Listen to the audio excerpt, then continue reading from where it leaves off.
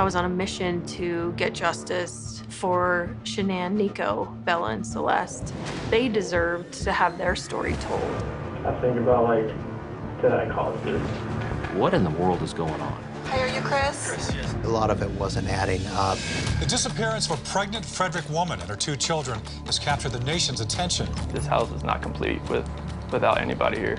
We see a lot of horrible stories where a husband kills his wife, but this one's different. We're hearing from the suspect and his side of the story, a story police just don't believe.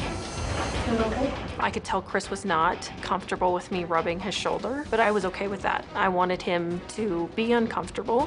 When he asks to speak to his father, the risk you run is he lawyers up, this interview's over. The district attorney says that he believes that Chris Watts will never reveal the full details of how or why he killed his family. He went on to say that this is a case that is actually going to haunt the folks who worked on it probably for the rest of their lives. It is crucial that once he's put in jail, he's never getting out. So if it did have something to do with their disappearance, it would be really stupid for you to come in and take a polygraph. Come give me a hug. Oh.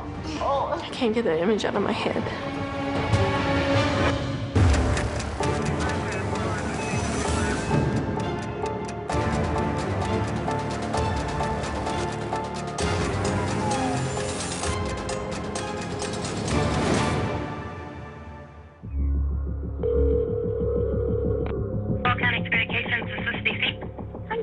My name's Nicole, and I'm calling because I'm concerned about a friend of mine. She's 15 weeks pregnant, and she wasn't feeling well over the weekend, and I have called and texted. I've come to her house. She's not answering the door. She's not responding to text messages, phone calls. I've had other friends reach out to her. None of us can get her to respond to us, and her car is here.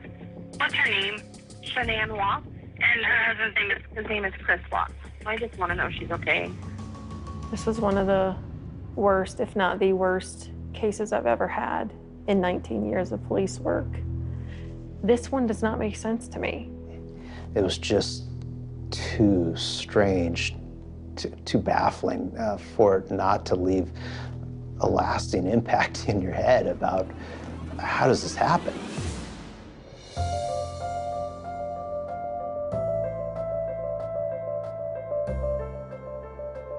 I was diagnosed with some health challenges, and then I met Chris. I was in a really, really, really bad place, and I got a friend request from Chris on Facebook, and I was like, oh, what the heck, I'm never gonna meet him. Except, one thing led to another, and 8 years later, we have 2 kids, we live in Colorado, and he's the best thing that has ever happened to me. Shanann was definitely a people person. She had a great laugh, a great smile, a great sense of humor. And she was a very loving, caring, outgoing person. Chris worked for an oil company. He was a mechanic. And Chris was quiet, but he was real friendly about helping people with the cars and stuff like that. And Shanann was a marketing person who was able to work from her house. That's what gave her the opportunity to stay at home with her children, which was her #1 passion. The opportunity to stay at home with her children, which was her #1 passion. Bella was 4. She was definitely more the quiet thinker, really happy, really go-lucky. She would always wave and say hi whenever we were out in the backyard and they were outside playing. Cece was 3, and she was an absolute firecracker. And it would always make you smile just to hear her laugh because she had that really loud, just belly laugh.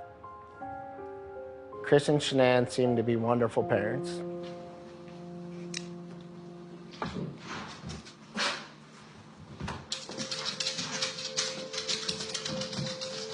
We did it again. Really? Really. That's awesome. Shanann was 15 weeks pregnant with a little boy that she was going to name Nico. Guess when you want to, it happens. They had the 2.5 kids. They had a nice, beautiful house. They both had great careers that, from what it seemed, that they definitely loved.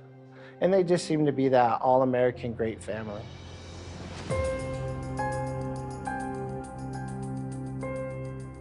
Well, the party who's checking on a friend who's pregnant, who's not answering the door. being around. There was a sense of urgency on the part of Nicole Atkinson because of who Shanann was. Shanann lived her entire life through social media, through her phone. It was very unlike Shanann not to answer the phone, not to at least send a text. And so that, I think, raised the level of concern and fear very early on in this process. How you guys doing? Hi. Here, Nicole? Yes. Officer Coonrod from the Frederick Police Department responded to this call for service. He makes contact with Nicole and her son. I've called, I've texted. Her car's in the garage, her shoes she wears every single day right in the front door. Even before Nicole called Frederick Police, she had reached out to Shanann's husband. His response to her was, oh, she was going on a play date today with the girls, she must be there. She told him that she was going to call the police, and Watts' response was, well, hold on a minute, I'm on my way back, I'll be there in 45 minutes. They have the thing flipped up here. Oh, what about the garage door? I don't Is know. there... I'm just gonna check the back, see if I can see anything.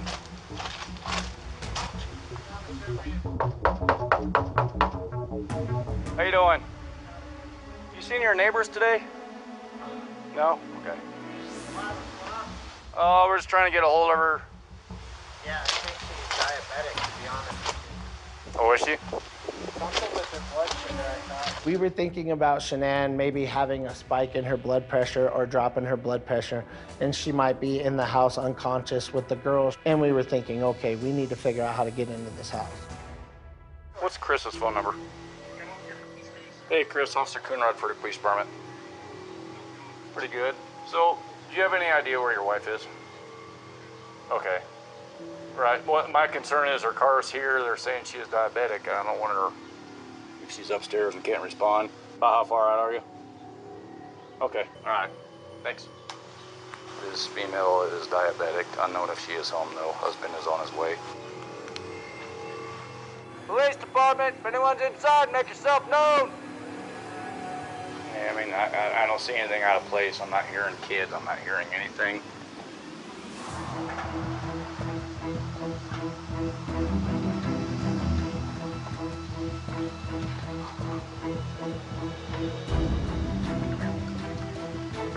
Scott, how you doing? How's it going?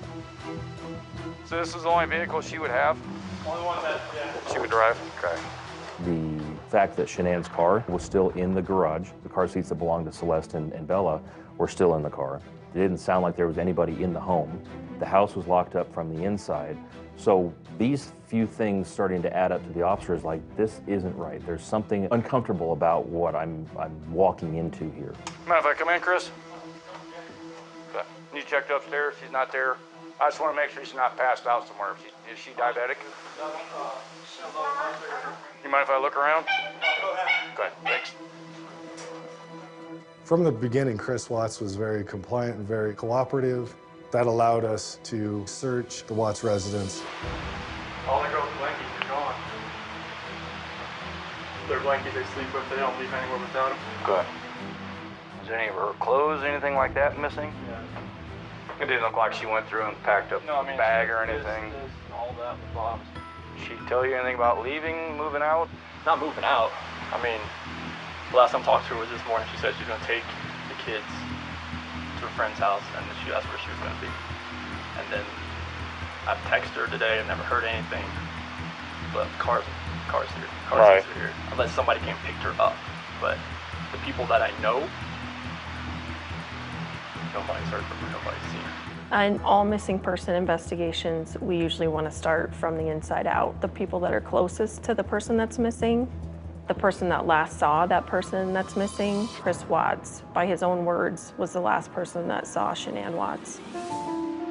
This is her purse? That's her purse. It's her medication. She takes these, her medication's still in here. What about the local hospital? Along with the purse and Shanann's own medications, Celeste had a very significant allergy, causing Shanann to have to take with her an EpiPen everywhere she went. That EpiPen's on the countertop. Her phone's here. Does she work? Yeah, she works from home. Oh, from home? She works, this is her lifeline. The people that know Shanann know that she was very attached to her cell phone. That was something that she would never leave the house without. And to have the purse, her car, the car seats, all of those things still left inside seemed very, very strange. You guys have any kind of issues, marital issues? On Monday, August 13th, we had a missing pregnant mom and her 2 young daughters. The pregnant mom was named Shanann Watts, and her little girls, Bella, who was 4, and Celeste, who was 3, were also missing. People rarely leave without a trace. When little kids are involved especially, that's nearly impossible to just vanish the way that it seemed like Shanann, Bella, and Celeste had done. Watts told the officer that when he leaves to go to work in his work truck at 5:30 or so in the morning, that Shanann is still in bed, that the girls are each in their own beds, and that's how he left them. While the officers are still over at the Watts home, they're contacted by the Watts neighbor, Nathan.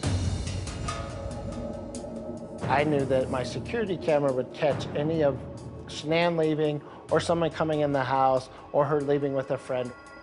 Nate came forward and showed the police that surveillance video, and Chris was there too, and all this was captured on the body camera. If any action would have happened, any cars or anything left your house, I would have... If it would have been like right in that area, it should have picked me. Oh, it'll pick up anything coming down the street this way. You know where that trigger is? Oh, yeah. Okay. At 5:27 a.m., I had noticed that there was a motion on my camera of Chris backing his truck up into the driveway and then into the garage. Usually park out there on the side. I just want to get everything back in. Be easier to run everything out there, all the tools that I had to bring in. What the video shows is Chris making several trips from the garage out to the driver's side of the vehicle, which is on the other side of the car from the angle that the camera is placed. So you can't see what, if anything, he's putting in the car per se. Loaded my stuff up in my coolers, my water jugs, my book bag, my computers, some of the tools that I have in the toolbox. I knew I was gonna have to do some pumping into rubbers today. That's why I was out so far. I was definitely hoping to catch Shanann leaving with Bella and Celeste. I was hoping we might catch somebody coming and picking them up to take them on a play date like Chris had said, but we had picked up no other motion or anything like that coming from their house. The camera on the front of Nathan's house shows that truck leaving at 5:45, and a part of a thorough investigation at a very early stage is creating a timeline. What time did the husband leave? Where was the wife? Where were the children at these particular times? And they're really starting to fill in those gaps. Chris, I had noticed that he wasn't watching the tape. He was looking down at his phone a lot, he was looking away a lot, and every time he did say something, he was trying to prove a point. No cars came through because I guarantee with the headlights, it picked up the headlights. Oh yeah. And my Vivint said that at 5:27, my garage door was left open. I definitely was watching Chris's body language, and at that point in time, he definitely could have been freaking out because his wife was gone and his children were gone. I just personally thought the way he was acting was a little strange. As a father, like, my eyes would have never left that screen. No. The officer, even at this point in time, with the things that he is seeing, it has to keep an open mind. You can't start having tunnel vision on one person right away to the exclusion of everything else. But there is a sense that we need to start looking at this from a criminal investigation standpoint, not just a welfare check anymore.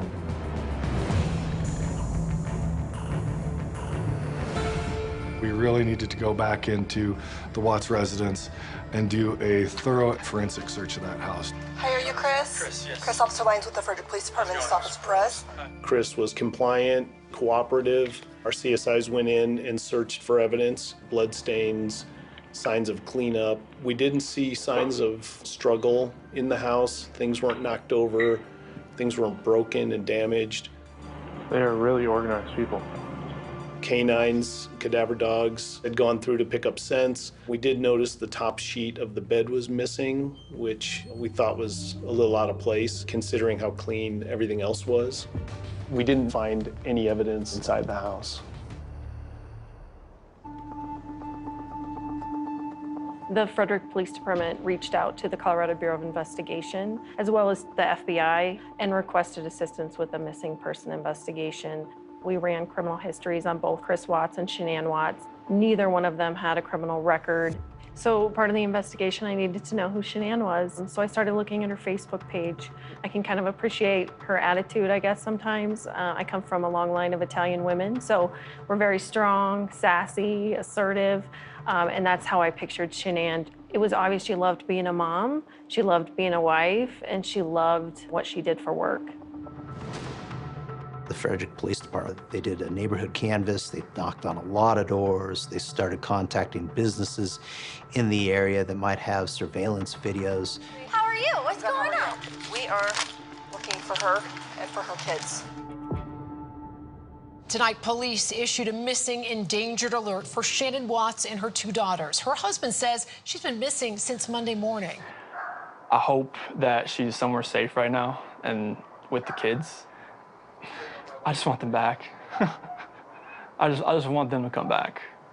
And if they're not safe right now, that's what's tearing me apart. Because if they are safe, they're coming back. But if they're not, this has got to stop. Like, somebody has to come forward. So we're all watching Chris's first interview basically live on the 5 o'clock news. Did you guys get into an argument before she left? It wasn't like an argument. We had an emotional conversation, but I'll leave it at that. But I want everybody to just come home. Like, wherever they're at, come home. That's what I want. Chris talked about how he and his wife had an emotional conversation right before she went missing, which I thought was strange, that you would talk about that on the news. Shanann, Bella, Celeste, if you're out there, just come back. Like, if somebody has her, just please bring her back. The concern that he professed to have for his wife and kids seemed very feigned, seemed very cold and calculated. Even though people grieved differently, he was so extraordinarily calm and was internally inconsistent in what he was saying and how he was saying it, that it raised a lot of red flags. It just really struck everyone as, what in the world is going on? If my family was missing, I would be an absolute wreck. So the fact that he was clean cut, real calm, real cool, kind of seemed collected, definitely put a big red flag up for me. I need to see everybody. I need to see everybody again. This house is not complete without anybody here. Please bring her back. I think we were all in shock, and I recall immediately turning around to a special agent coder of the FBI who I had never met before, and I just said, oh, we need him in a room with us that's recorded, and we need to get his story down right now.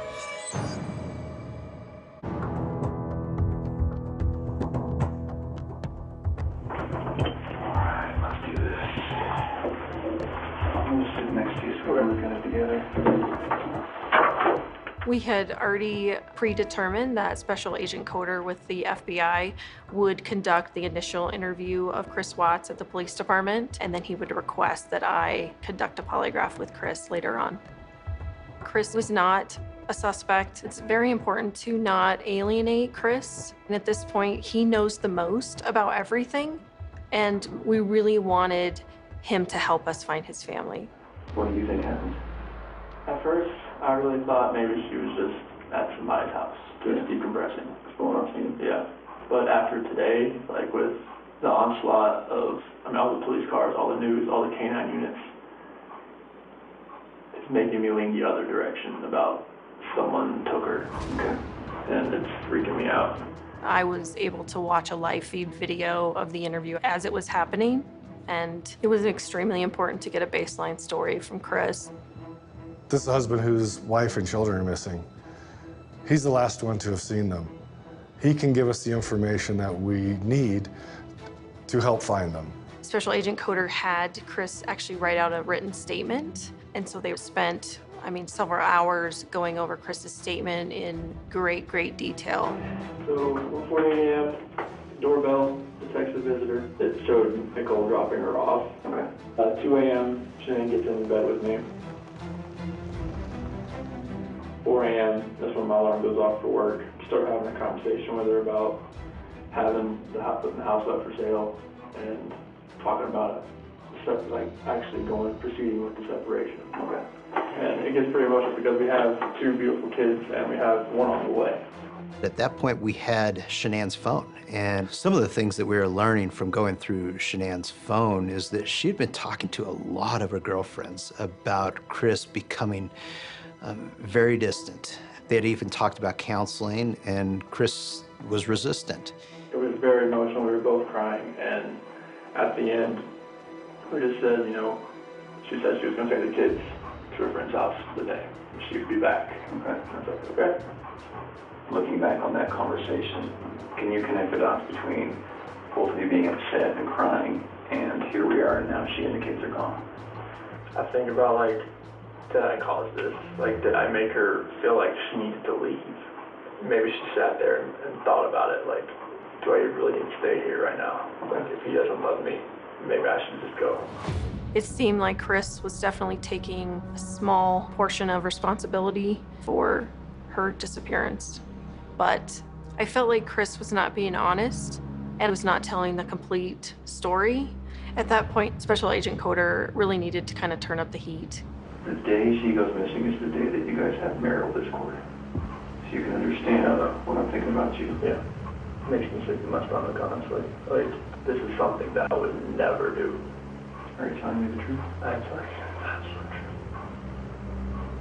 Why should I believe you? Because I'm a very trustworthy person. Special Agent Coder has a very soft, soothing almost type of voice when he was talking to Chris. But at the same time, he was asking very, very tough questions. Do you know where your wife is? I don't know where my wife is. Are you telling me the truth? I'm telling you the absolute truth. Okay. We really hadn't seen any emotion from him up to that point, and we wanted to see if maybe faced with the pictures of the people that he said he loved and that are missing, to see if that would elicit any more information or any emotion from Chris. She loves those shoes, even though they were winter shoes, but she loved those shoes. She always loves those shoes. Bella, she loved that dress. She loved those flip-flops. She was a girly girl. If he is hoping and believing that they're still alive, so why would you start talking about them in past tense? That's obviously a red flag. So I need to ask you about your marriage and infidelity. Okay. Okay, tell me about it. I have never cheated on my wife. Okay. And I fully suspect she has never done that to me. Oh, okay. I fully expect if we ever thought about straying another way, that we would tell each other before it happened. I think that sounds ridiculous. I gotta ask, what's her name?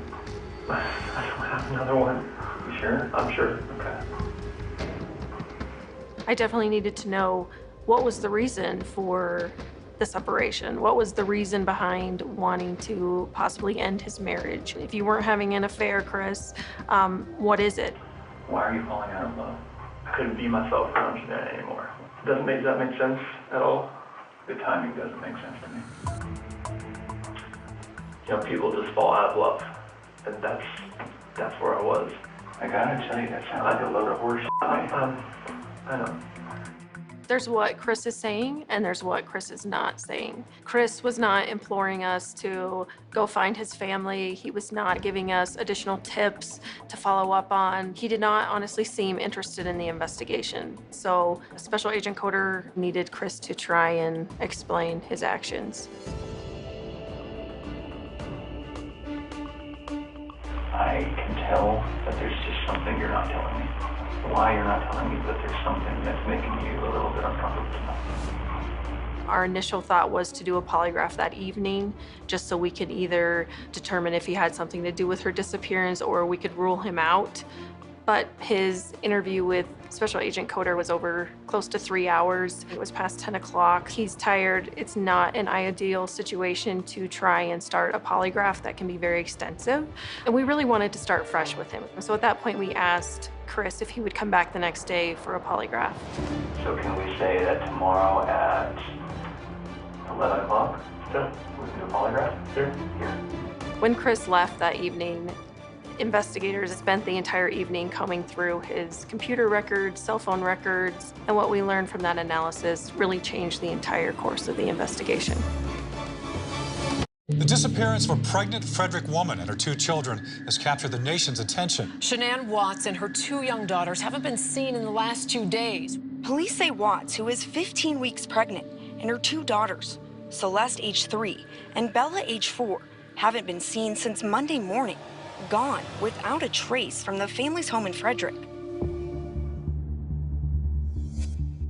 This is something that happens in the movies. My next door neighbors are actually missing. That's a hard pill to swallow. You start thinking about things like they don't have their medicine, she doesn't have her wallet, how is she staying somewhere, she doesn't have keys, she doesn't have any money. But of course you hold on to that hope, but deep down it was like something is wrong. From the beginning of this case, it was important to have as many resources on the ground as possible. We sent out a missing and endangered media alert, and we also worked with Frederick Police Department to organize a roadside canvass. Did you by chance hear about the woman children that went missing on Monday over here? Yeah, it's all over Facebook. This is a very visible effort on the part of Frederick Police to make sure the word is out about Shanann. There are no signs that this investigation is slowing down in any way. It is a very, very active investigation at that point. Crime scene analysts are still combing through Chris's residence. We're still following up on leads. Witnesses are being interviewed. Tips are coming in. And obviously, we were hoping so much that Shanann would just show up with the girls. Go ahead and have a seat right here, Chris. When Chris arrived for the polygraph that morning, he was with his father that he had just picked up from the airport. So Special Agent Coder brought his father, Ronnie Watts, out to another room. So how are you feeling today? Sick to my stomach, honestly. Shortly before Agent Tammy Lee from the CBI is going to conduct this polygraph examination, investigators learned information that they had not known before. We looked at Watts's phone. It was revealed to investigators through text messages, photographs, emails, that he very clearly and for quite a period of time had been having an affair with a coworker at the oil company that he worked at. He had been lying to Graham Coder the day before. If you're going to be deceitful with law enforcement about that, what else have you been deceitful about? It changes for us the possible motive. If Chris did do something to his wife and children, this could be the catalyst for that. Or if she left, did she really know about this other person? It kind of brings a whole different dynamic into the investigation. The first day I thought, okay, she was just somewhere. Sure. And after yesterday, all the activity at my house, it went to the other extreme. I've just been like sick to my stomach that either somebody has her or she's in trouble and the kids are not safe either. Right. With this new information she's got about the affair, she has to be careful because there is a fine line to walk there between employing investigative techniques to get the information that you need while not going so far as to completely cause a suspect to shut down. There's actually only 2 ways you can fail a polygraph, okay? First way would be if you fail to follow my instructions. The second way would be if you choose to lie to me. Obviously, my wheels are turning in my head, but at the same time, I didn't want to give him any indication that I knew about the affair. I hope that, you know, if you did have something to do with their disappearance, it would be really stupid for you to come in and take a polygraph today. Exactly. Right? Like, it would be really dumb. Like, you should not be here right now sitting in this chair if you had anything to do with Shanann and the little girl's disappearance, okay? I was putting Chris on high alert that the truth was about to come out and everyone was going to know what it was. I definitely wanted to see if Chris was going to keep lying about the infidelity, so I brought up if he was having an affair. Did she accuse you of anything? I mean, being a woman, I mean, she's like, is there somebody else? I'm like, no, there's nobody else. I mean, Did she seem like she believed that? when I told her there's nobody else, yeah, she knows that I wouldn't do that to her. This is a very, in the grand scheme of things, a very small thing for him to be lying about when his wife and daughters are missing for 48 hours. Why are you lying about having an affair? The pre-test interview with Chris lasted close to 3 hours. I felt like I had received all the information I was going to get from Chris. At that point, it was time to start the polygraph examination. And the coolest thing about this is right now, there's only one person in this room that knows what the truth is. And in about 5 minutes, there's going to be 2 of us. I wanted Chris to know that the gig is up. If he had something to do with her death, I was about to find out. Did you physically cause Shanann's disappearance? No. Are you lying about the last time you saw Shanann? No. Do you know where Shanann is now? No. This portion of the test is complete. Please remain still while I take the instrument out of operation. At that point, I took my computer out of the room to grade the charts. Grading scale, for someone who is a truth teller, we would consider them to be a +2 or higher, and we would consider someone to be deceptive if they were a -4 and below. Chris Watts scored a -18. He failed every question on the test. That deception on that polygraph causes Watts to become our primary suspect.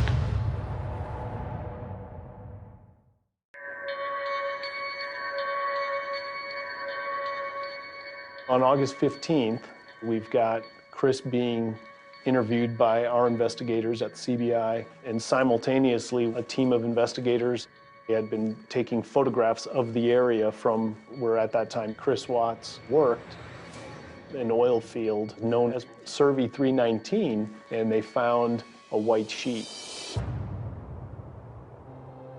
Knowing that the bed was stripped, first thing we wanted to do was find out if the pattern on those sheets matched. They also found an area of disturbed dirt. We start thinking shallow grave. We've got red flags going up all over the place now.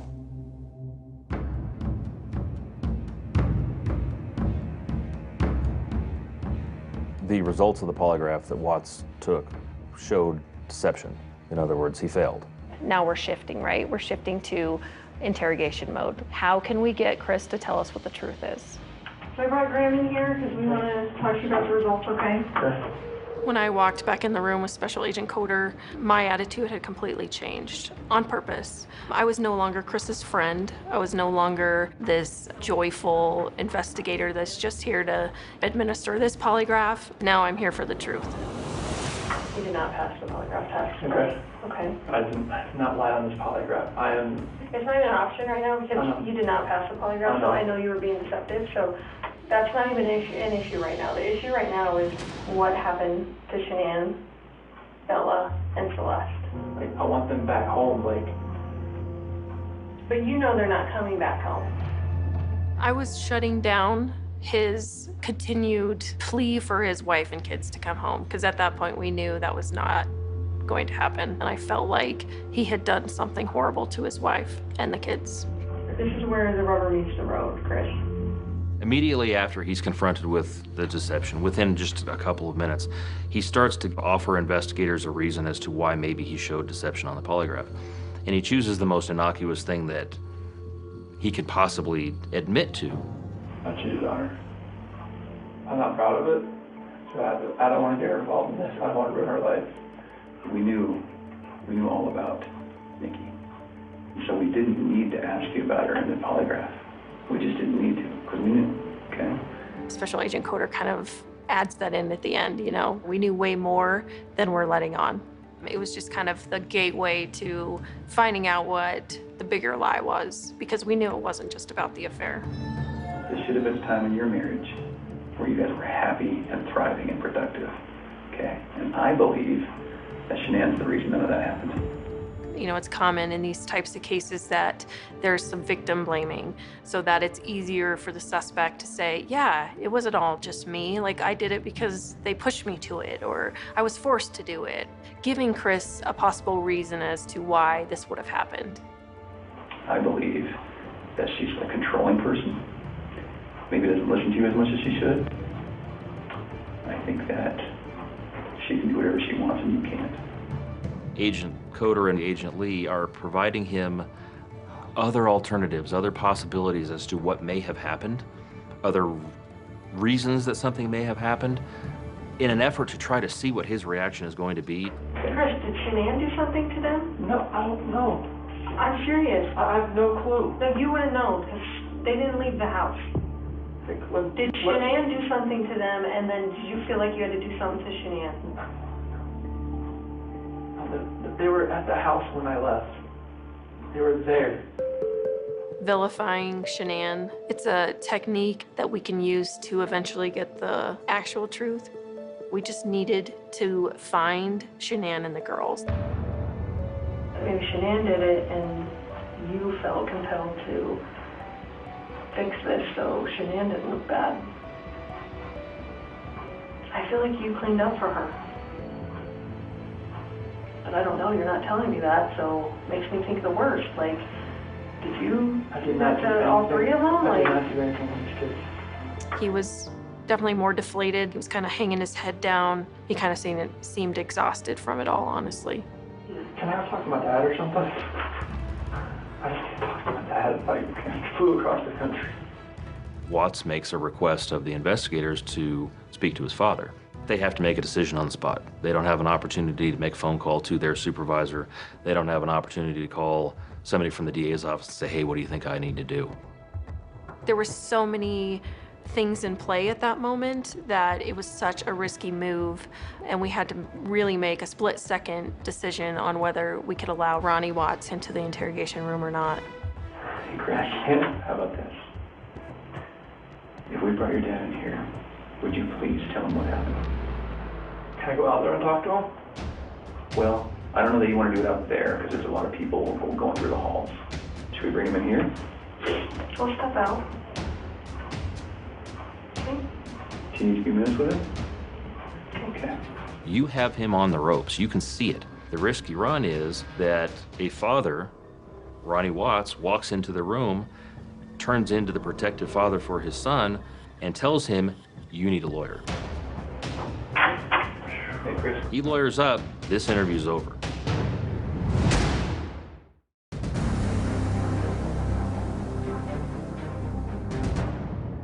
Tell us, Chris. Can I talk to my dad or something? Special Agent Coder and I agreed to allow Chris's father to come into the room. Hey, Chris, we're going to let you have however much time you need, okay? Sure. You know, Chris was not in custody.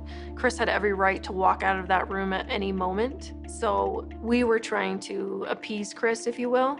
We wanted him to know, you know, your father wants to know what the truth is. He flew across the country to support you, and he's not going to stop supporting you just because you tell him what happened. We had absolutely no idea which way this is going to go.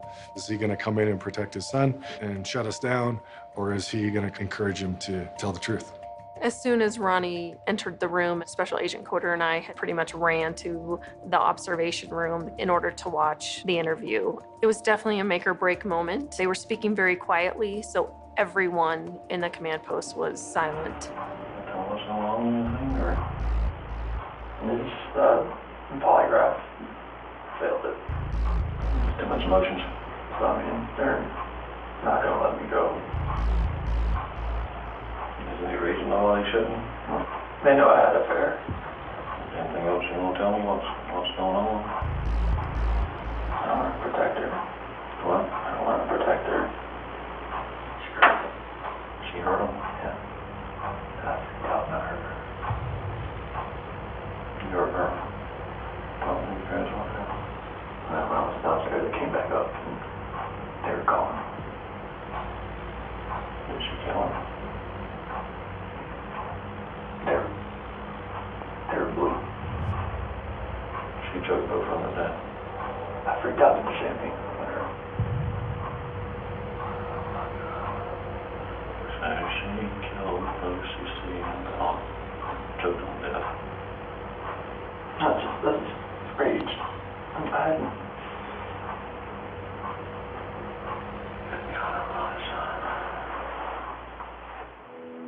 It was pretty much gut-wrenching to hear Chris talk about the fact that he murdered his wife to his own father. It was the theme of Shanann doing something to the girls that I had just given him prior to leaving the room, but to actually hear that come out of his mouth was shocking. We always have that hope that We will recover Shanann and the girls safe and sound, that they'll be fine, but your heart sinks because it's real that he admitted that the girls are dead and that he killed Shanann. We knew immediately we needed to get back in there.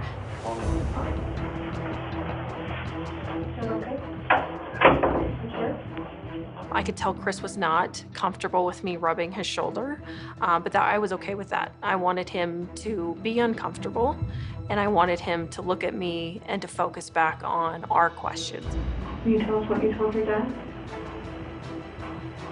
I saw on the monitor, those covers were like pulled off and she was laying there.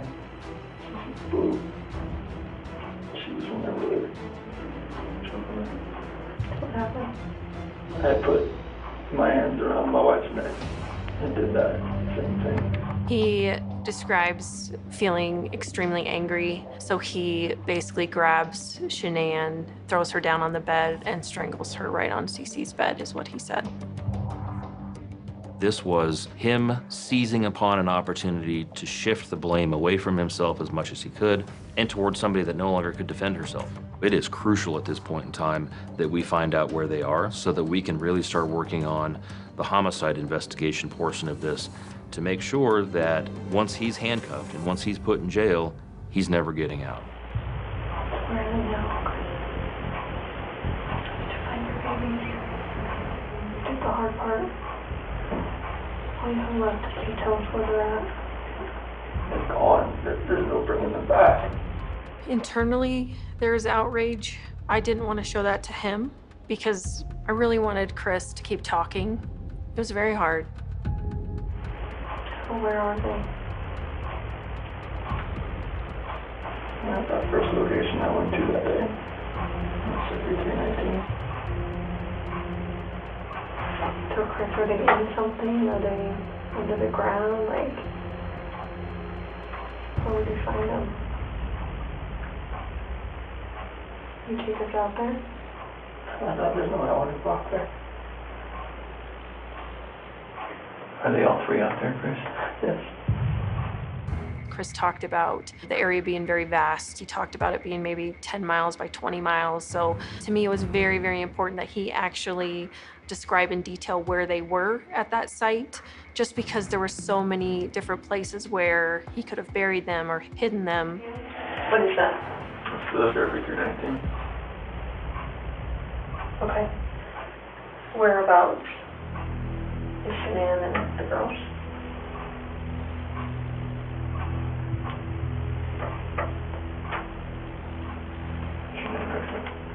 Okay, can you mark it for me? That is for Shanann. Okay. And where are the girls at? Here.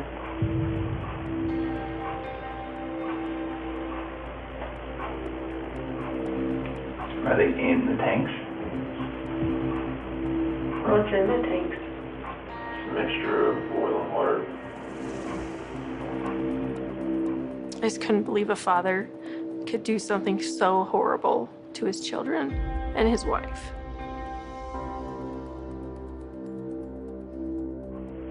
There was a sheet found down here? Mm-hmm. Where's that from? That was what Shanann was wrapped in. I was completely disgusted. I felt sick.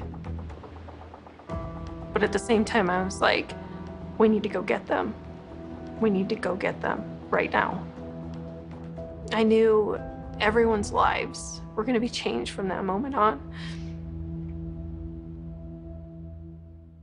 I would hate for Shanann to get a bad rap if she didn't have anything to do with it. You know, it's not fair. It's not fair. Shanann's pregnant, she's exhausted. I don't believe she's gonna wake up, you know, after 2-3 hours of being home from a trip, then to go murder her 2 daughters. To me, that made no sense at all. So, you want to tell us the truth? That is the truth. So you're good with the public knowing that Shanann killed her daughters? I did not hurt these girls. Are you okay with the public knowing that Shanann? Yes, because I did not hurt these girls. I did not believe at all that Shanann had done anything to her family to hurt them. I believed that Chris murdered his entire family. He shook my hand hours after he did this to his family. Our goal was to get that family back together as soon as possible. We all struggled with the fact that we didn't know what the truth was. The interview that he gave is worse than any of us could have possibly imagined. My daddy is a hero. He helps me grow up strong. He helped me snuggle too. He reads me books, he ties my shoes. If you're a hero, blue and blue, my daddy, I love you.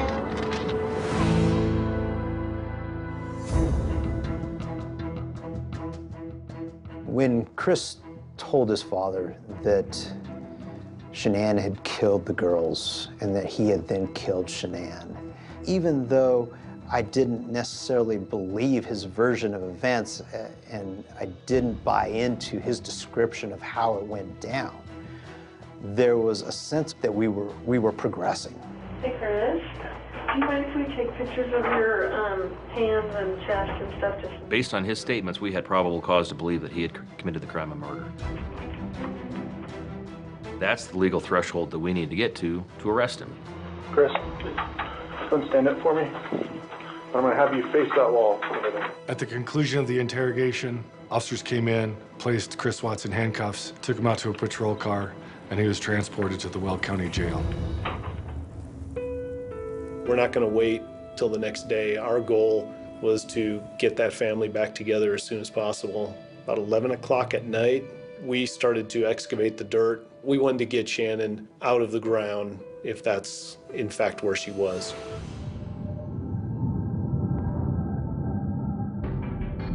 In the numerous excavations I've done, bodies are usually laid out. Shanann was curled up as if just thrown in. It was almost discarded like trash and then covered with dirt. Chris Watts said that the children were in the oil tanks. The problem is getting them out of those tankers was a very complicated process that we knew. It was now 1:30 at night. We weren't going to be able to do that evening.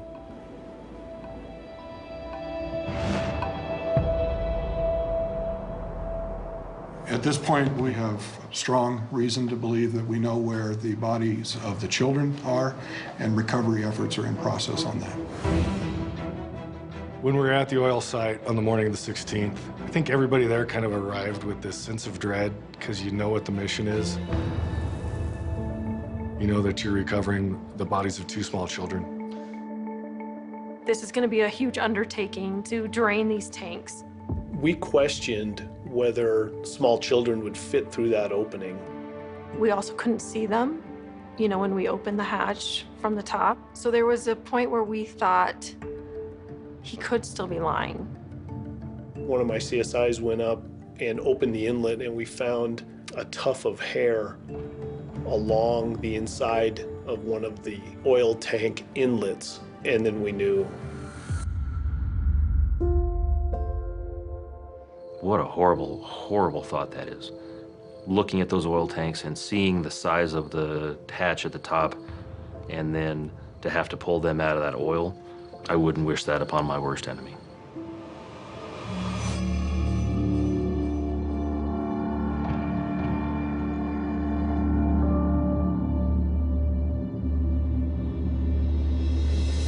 The first tank was the one that had Cece in it. She was still in her nightgown. She'd just gone to bed. The second tank had Bella inside. I can't get that image out of my head.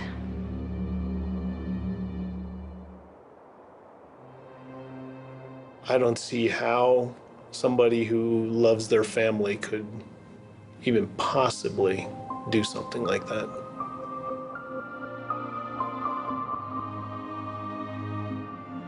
I've been doing this for over 30 years. I've investigated or been a part of investigation of over 170 homicides. And I don't get emotional very often. I'm able to detach myself to a certain degree. I was not able to detach myself from this. There is the arduous task of determining a cause and manner of death. Are there injuries consistent with his version of events? The pathologist concluded that Shanann Watts had died from asphyxiation due to manual strangulation. The most significant injuries that we found during the autopsy were injuries to Bella. She had injuries which suggested that she fought back as somebody covered her airway. The idea of her fighting for her life as somebody snuffed out her breath was hard to accept. And then Chris had told us that he had witnessed Shanann strangling Cece, but the pathologist determined that she died from asphyxiation due to manual smothering. We were able to prove through that autopsy that what Chris told us about what Shanann had done to Cece was false, and that he had lied to us.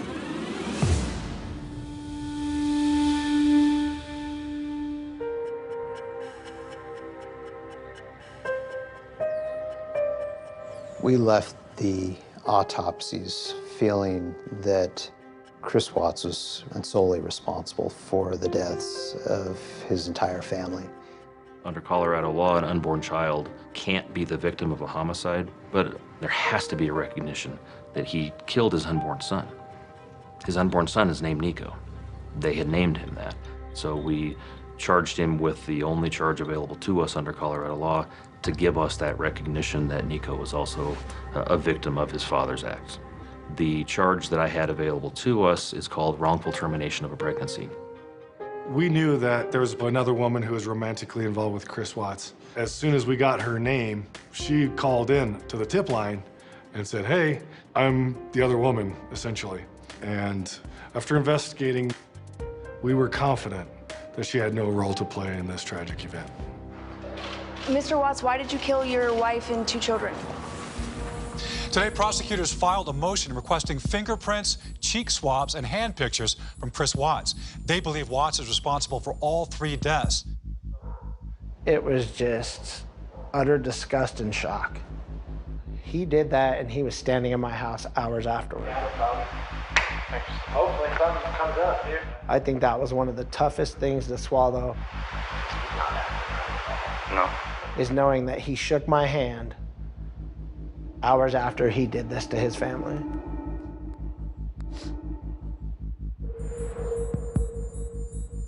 We were preparing for a murder trial, and a murder trial that was going to last years. And all of a sudden, I receive a phone call from Detective Baumover, and he said, "Hey, Chris is going to plead guilty to all charges." Christopher Watts has pleaded guilty to killing his pregnant wife, Shanann, and 2 young daughters, Bella and Celeste, and their unborn son, Nico. Whoa, wait, like, we're not done. We have all these things to do. We didn't examine all the evidence. We didn't interview every witness we needed to. We didn't do all of these things that you would do in a normal investigation because he stopped the clock. We were relieved that it was going to be over, but at the same time, we felt like, in a sense, we didn't finish. Mr. Watts entered a plea of guilty to all 9 counts. Those counts include murder in the first degree after deliberation as to Shanann Watts, murder in the first degree as to Bella Watts, murder in the first degree as to Celeste Watts, unlawful termination of a pregnancy as it relates to Nico Watts. The one deal that he made for himself was that if he pled guilty to all those charges, that he would not be subject to the death penalty. The only way that I'm going to accept that offer is if that is absolutely what Shanann's family wants. Present here in the room with us today is Frank Rusick, Sandra Rusick, and Frank Rusick Jr., Shanann's brother, mom and dad. Sandy said it very, very poignantly to me. She said, he made the choice to take those lives. I do not want to be in a position of making the choice to take his. And that was very compelling to all of us as we were talking about how to proceed on this case. Ultimately, Chris Watts was sentenced to 3 life sentences plus 84 years in prison. While we got some satisfaction with the fact that we knew that he would never have the opportunity to hurt anyone else again, we were all left with the fact that the story was not over. Come give me a hug.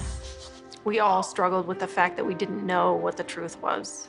By pleading guilty, he had admitted that he had murdered his entire family, but he had never told us what really happened to Bella and Celeste that night. They deserved to have their story told, and we needed to vindicate Shanann's memory, that Shanann loved her girls, and that she didn't have anything to do with their murders.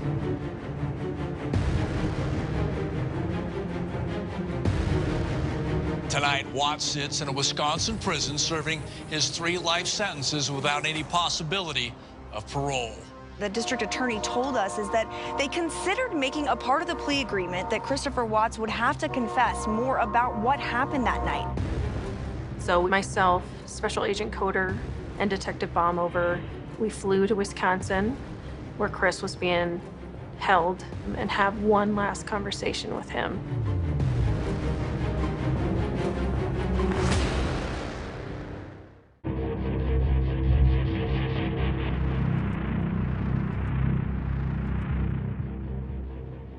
Myself, Special Agent Coder, and Detective Baumover, we flew to Wisconsin, where Chris was being held, and have one last conversation with him. I needed to hear him say that Shanann did not murder her children. I needed to have that come out of his mouth. The last time we talked to you, it's a different situation, right? Our investigation was open and your case was open. All of our cases are closed and the court case is closed. So there's nothing that we're going to talk about today that's going to get you in any type of more trouble at all. Are you available to talk to us? Definitely. Okay. The last thing we talked about was where the girls were, but we never really got to talk about that night. So what happened? I told her I didn't love her anymore, and that's what happened. I got on top of her, and every time I think about it, I'm just like, did I know I was going to do that before I got on top of her? He talked about having the conversation while he's sitting on her and she's telling him to get off. You know, you're hurting the baby, and he doesn't get off. And at one point she tells him, you're never going to see the kids again. And that's immediately when he starts strangling her. So what happened next? And she had her little pink blanket with her. She was like, what's wrong? Tell me, Mommy. And where was Shanann at that point? Yeah, she's pretty much on the bed, but she was face down. Bella understood what was happening or saw what was happening. In Chris's mind, what do you do with your daughter that just is witnessing your wife dead on the bed? Did he feel like he had no other way to get out of this without doing the same to his daughters? So she followed you and you put Shanann in the truck. Okay. And then what? Put my lunchbox and stuff in the truck and then grabbed the kids and then put them. So you put Shanann in the truck and then you put the 2 girls in the truck. Shanann was back there too. She was on the floor. What did they say about Shanann being on the floor? Mommy, okay? What did you tell her? She'll be fine. I didn't want the girls looking at Shanann while they were in the back seat.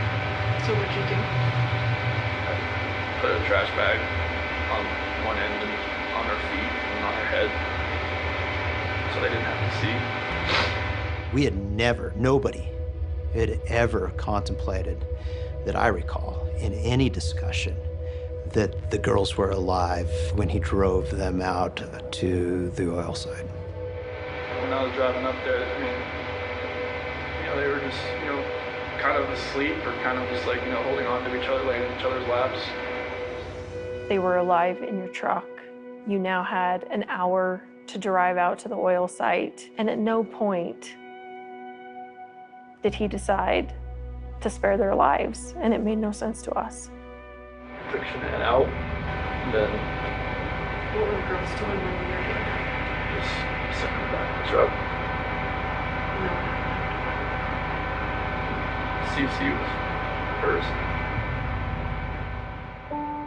He used his hands to cover her mouth and her nose and smothered her to death. As soon as he knew that Cece was dead, He took her out of the truck. All the while, Bella is sitting in the truck, watching her dad walk up to the oil tank and drop her sister inside.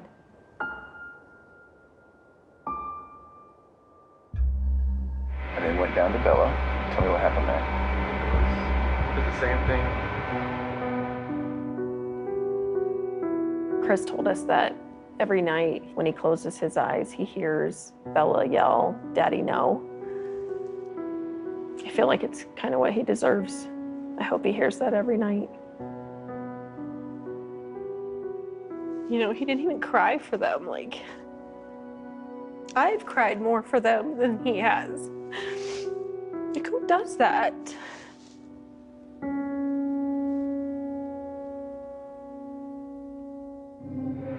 Is it possible that in your mind you didn't want them to suffer throughout their life?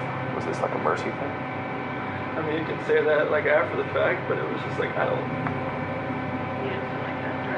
just didn't, it felt like it was just like an anger with Shanann, with everything that I was just taking it out on everybody that was in front of me that morning. The interview that he gave is worse than any of us could have possibly imagined. At the end of a case, usually you get a feeling of, okay, I've got a sense of the why. The why never materialized here. I was on a mission. I was on a mission to get justice for Shanann, Nico, Bella, and Celeste. And when I felt like I did my job, that Friday when I got home, I kissed my kids, I walked upstairs, and I collapsed on the floor, and I just started crying. You know, a lot of people ask me, do you believe him? Do you believe that final version was the truth? And I have to say yes, because it was more horrible than I had even let my mind go to. This was a complete act of evil by Chris Watts.